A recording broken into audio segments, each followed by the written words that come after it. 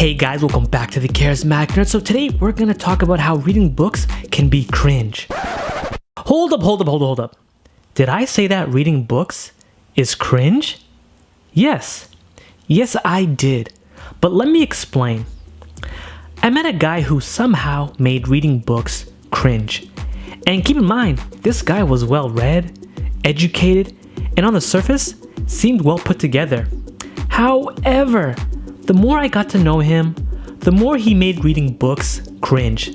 This guy, who we'll call Ace, only read intellectual non-fiction works, and he prided himself on this.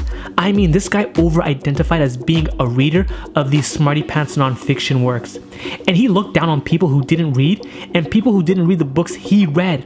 Even classical literature, he looked on disapprovingly. His skewed view on reading was just sad. He couldn't realize that there was so much more value to life than reading. And don't get me wrong, reading is great. It's a habit that I will keep until the day I die. Yet, it's just a part of my life.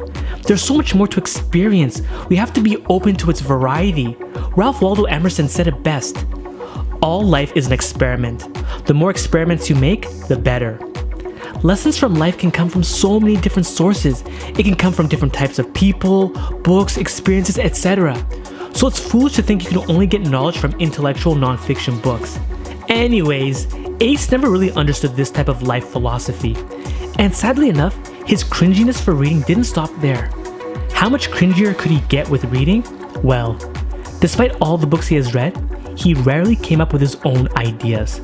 He would only regurgitate what he read and pass it off as his own. And how do I know this? Well, whenever someone probed him more on his ideas, he would stumble and then refer to a book that mentioned his ideas, thinking that was enough and not putting his own spin or perspective on it at all. The whole point of reading is not to memorize, but to inspire and to spur your own original thinking. Plutarch has a passage explaining this pretty well. We must encourage those lazy ones, however, once they have grasped the basic points, to interconnect everything else on their own, to use memory to guide original thinking, and to accept what someone else says as the starting point, a seed to be nourished and grown.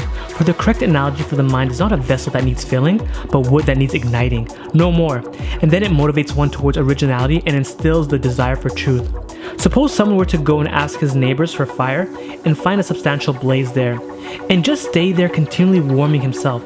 That is no different from someone who goes to someone else to get some of his rationality and fails to realize that he ought to ignite his innate flame, his own intellect, but is happy to sit entranced by the lecture.